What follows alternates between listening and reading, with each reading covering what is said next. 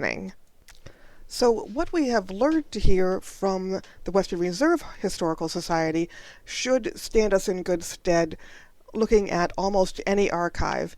And to show you what I mean by that, we're going to look at a completely different archive that is going to be on unfamiliar material for, I would imagine, most of my viewers. This is actually the Dutch National Archive, and the front page of it is in English, but of course, since most of the documents in it are in Dutch, and the expectation is that if you're going to be reading them, you read Dutch. As we go deeper into it, it will be in Dutch. But that won't matter so much because you'll be able to tell quite a bit about it even without being able to read Dutch. So as we look at the collection, you'll see that it is in many ways similar to what we saw with the Western Reserve Historical Society. That is, there is a photograph collection, there's a map collection, and then there's a catalog that directs you to archives and the indexes. There's also a description of the collection, but we're just going to click on collection right now. And they have a little picture of what the collection looks like. Not very interesting, but this is what an archival collection looks like as you're standing around in the materials themselves, getting ready to pull them from the shelves. And if you go to visit them, you won't actually see them yourselves. So the collection of the Dutch National Archives contains 125 kilometers of archive material. So it's an enormous, enormous collection. Most of it, in fact, handwritten. And we're going to look at a number of pieces, but you'll see right away it tells you where all these materials come from. And this is a government archive, so it's primarily government records, although as you see here, it does have quite a few things donated by private organizations and individuals who want to have their things, their organizations and their family records remain available. But most of the materials come from the central government of the Netherlands, the County of Holland, which is the largest state in the Netherlands, and the administrations of South Holland. So actually, if you want to look at materials from the other counties of the Netherlands, you'll have to go to the county archives. So let's go to the archive itself. And we can see that there is an archive of what it calls the found archives. They have catalog reference numbers here, and each of these refers to a collection of materials, just like that MS 4101 or whatever the number was for the Zonta Club. Each of these refers to a particular organization. So we have Government Archives Introduction, and there's a section that discusses this for the initial periods. There's the next piece is from the Estates General for a 12-year period, and so on and so forth. We're actually going to look on, we're going to go to the fourth set of pages to look at a document, at an organization that I look at a lot. But you can see that each of these numbers represents a particular piece of the government. So this is, for instance, under the Admiralty of Jan de Witt over this particular time, and here's another section dealing with the Admiralty of somebody named Van Veen. And we are actually going to be looking for the Dutch East India Company, which is the Verenigde Oost-Indische Compagnie, actually Oost-Indische Compagnie, which is 1.04.02 within the government archives of the Netherlands. And those records, the earliest of them is from 1602, and the latest is from 1811. And when we click on that catalog reference number, or under the name of the archive, both of those will give us materials. We have the archive inventory, right?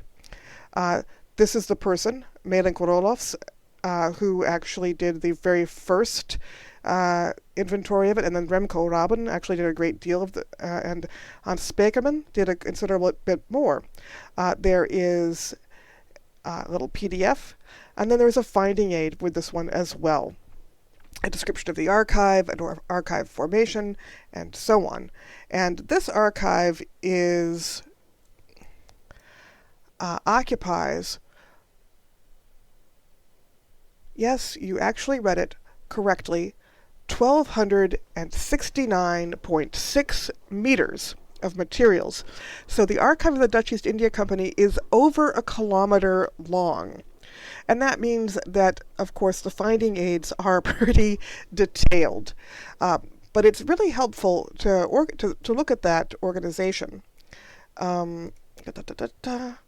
As you see here, it is organized in 8 parts, much like the archive we just looked at for the Zonta Club is organized into 6 parts, 6 boxes, and each of these boxes represents something different. One represents actually what's called the 17 gentlemen in the Amsterdam Chamber. That's actually the central office, so to speak, of the Dutch East India Company. And then one represents the office in Zeeland, one the office in Delft, one the office in Rotterdam, one the office in Hoorn, one the office in Enkhuizen. And some pieces in which it's not obvious where the connection was to the VOC archive, and then this is materials also related to the archives of the VOC, but not necessarily generated by it. So when we look under, for instance, Kamer Amsterdam, we see a whole bunch of subtitles, and of course you would expect that. Some of these are these are actually the charters, resolutions, uitgaande stukken, that is materials going out from the Gentleman 17, right? And then these are materials coming in from Europe, and materials coming in from what they called the Indies, meaning from actually Africa, the Indian Ocean, China, and Japan, everything actually to the east of the Netherlands and Europe that was not, the Americas. And and housed within those, if you look at the stukken coming out India, this actually may take too long to do, you see that this is again subdivided yet more. These, for instance, are the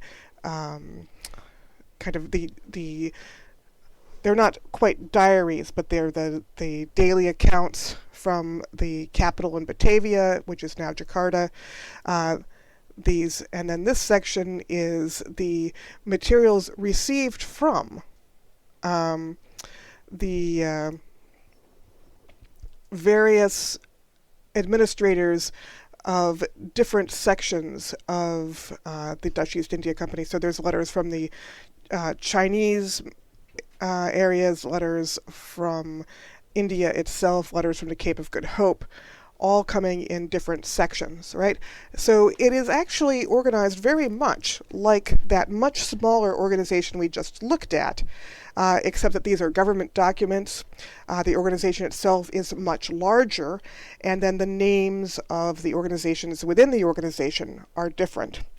But when you go to look at any archive, you're going to find that this kind of systematic organization is similar. That is, you're going to find that archives house documents according to the internal hierarchy of the organization that produced them and according to the activities that the organization undertook. Even with individual documents, family documents and personal documents, you're going to find them organized in pretty much the same way that the person who created them kept them organized in their own home.